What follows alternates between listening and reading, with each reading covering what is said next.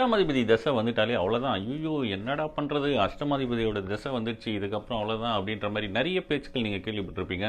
ஆனா, சில லக்னங்களுக்கு வந்து பார்த்தீங்கன்னா, அஷ்டமாதிபதி தோஷம்ன்றது கிடையாது. இப்போ நீங்க தனுசு லக்னத்த எடுத்துக்கிட்டீங்கன்னா, அதுக்கு 8ஆம் இடம் எது வரும்னா, கடகம் வரும். அதோடைய அதிபதி யார் அப்படின்னு பார்த்தீங்கன்னா, சந்திரன். அதேபோல மகர லக்னத்துக்கு நீங்க எடுத்துக்கிட்டீங்கன்னா, அதோடைய 8ஆம் இடம் எதுன்னா, சிம்மம். அதோடைய அதிபதி யாரு? சூரியன். இவங்க 2 பேருக்கும் வந்து பார்த்தீங்கன்னா, அஷ்டமாதிபதி தோஷமே கிடையாது. அதேபோல மேஷ லக்னத்துக்கு வந்து பார்த்தீங்கன்னா, 8ஆம் இடம் விருச்சிகம் வரும். லக்னாதிபதியே வந்து பார்த்தீங்கன்னா 8ஆம் அதிபதியாகவும் வருவார். இதனால என்ன நடக்கும்னா, செவ்வாய் திசையில வந்துட்டு அவர் ஒரு தடவை மட்டும் தான் அவங்களுக்கு வந்து பிரச்சனையை கொடுப்பார். அதுக்கப்புறம் வந்துட்டு பிரச்சனை பண்ண மாட்டார். இதே போல வந்து பார்த்தீங்கன்னா, துலாம் லக்னத்துக்கு 8ஆம் இடம் வந்து ரிஷபமா வரும். அதோடைய அதிபதியும் வந்து பார்த்தீங்கன்னா சுக்கிரனே வருவார். அதாவது லக்னாதிபதியே 8ஆம் அதிபதியும் வருவார்.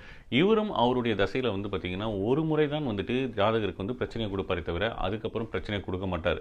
லக்னாதிபதி வேலையை தான் அவர் வந்துட்டு சிறப்பா செய்வார். அதனால இந்த லக்னங்கள்லாம் வந்து பார்த்தீங்கன்னா, அஷ்டமாதிபதியை பார்த்து பயப்படணுன்ற அவசியம் கிடையாது.